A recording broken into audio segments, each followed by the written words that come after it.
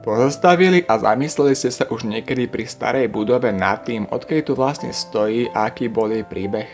Častokrát takouto stavbou je práve mlyn. Rozkvet mlynov na území Slovenska už dávno skončil a budovy postihol rôzny osud. Do dnešných dní väčšina budov zanikla, no niektoré tu stoja aj keď vo výrazne pozmenenej podobe. Posledné takéto budovy sú ukryté aj v okrese Malacky, ktorých súčasnú podobu objavíte v tomto videu.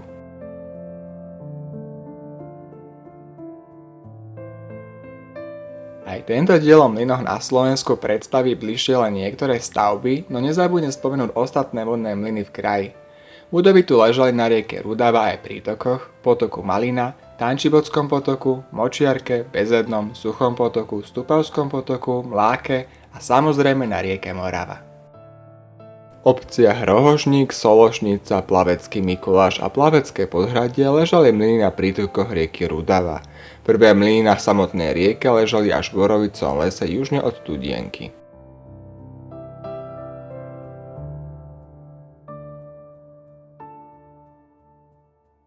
Najstaršie zmienky o mlynoch v Sološnici sú z polovice 16.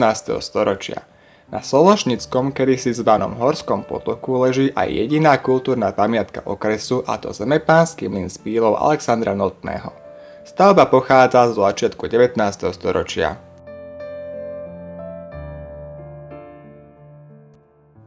V poslednom úseku Rudavy boli mlyny priamo vo Veľkých Levároch a za dedinou ešte existovali na Rudave posledné dva mlyny, ktoré stali na hranice chotárov Gajár a Malých Levárov.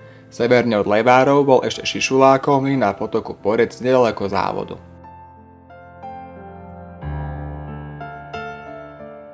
Tihlárikov mlyn leží najvyššie na potoku Rudavy vo Veľkých Levároch. Okrem mlynu bola v objekte píla a od roku 1919 aj vodná elektráreň, ktorá dodávala elektrický prúd do obce. Po druhej svetovej vojne bol mlyn skonfiškovaný a mlynár musel vykonávať nútenú prácu v uránových baniach. Súčasná stavba už nemá pôvodné vybavenie.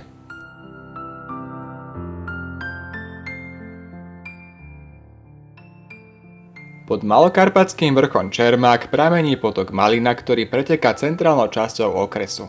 Množstvo mlynov na tomto potoku stálo v dedine Kuchyňa.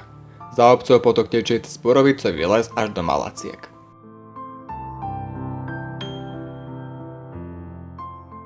Najstarší mlyn na južnom záhorí stal v Kuchyni. Bol postavený už v roku 1238 na príkaz kráľa Bela IV. A mal stáť nedaleko kostola. Dnes v blízkosti kuchynského kostola leží Pálkov mlyn. V okresnom meste ležal v minulosti Poddanský mlyn a za ním dva zemepánske. Do dnešných dní sa zachoval len posledný tretí mlyn.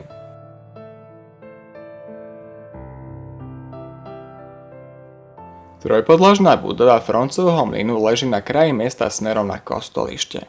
Mlyn, ktorý stal už v roku 1720, bol sídlom múzea Michala Tilnera vyše 20 rokov. Stavba je dnes opäť v súkromnom vlastníctve. Na Maline ďalej ležal jeden mlyn v Kostolišti a jeden v Jakubove. Za to na ľavobrežnom prítoku Maliny, ktorým je Sajtna, čiže Tančibodský potok, tečúci severne od Plaveckého štvrtku, ležalo až 5 mlynov.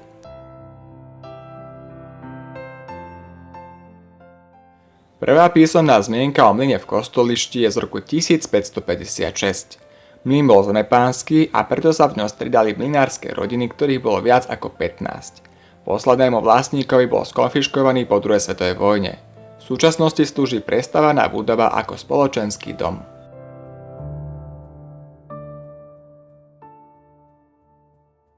Ďalším tokom v okrese je Štumba, ktorý je dnes známy pod názvom Močiarka. Jeho pravobrežným prítokom je potok Bezedné, ktorý tečie cez Plavecký štvrtok. Kamenný mlyn je dobre známa lokalita medzi Malackami a Stúpavou, ktorá slúži na rekreáciu. Do starého mlyna je v súčasnosti zrúcanina. Zaujímavosťou je, že v roku 1787 sa nedaleko tohto miesta stala vražda miestneho mlynárskeho učňa, ktorý cestoval do Lozorna. V obciach Pernek, Jabloňové, Lozorno a Sohor ležali mlyny najmä v obciach, ale len zriedka vznikali mlynské osady mimo dediny ako Macejkovičov mlyn. Potoky sa výrazne upravili a odklonili po druhej svetovej vojne aj v tomto regióne.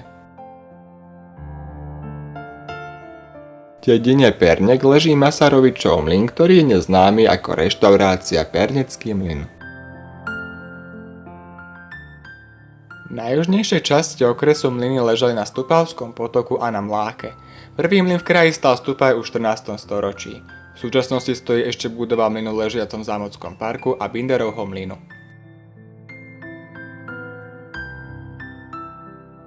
Nížsky hrad Paulínov z Mariánky vlastnil a prenajímal mlyn v Stupave už od stredoveku. Budova sa nachádza na Mlynskej ulici, ktorá v minulosti bola známa ako Nížska. K nástavbe dvojkolosovho mlynu prišlo v 30. rokoch, kedy sa podľa súčasného vlastníka budove hovorilo ako Binderov mlyn. Budova bola skonfiškovaná v roku 1948 a vrátená po páde totality.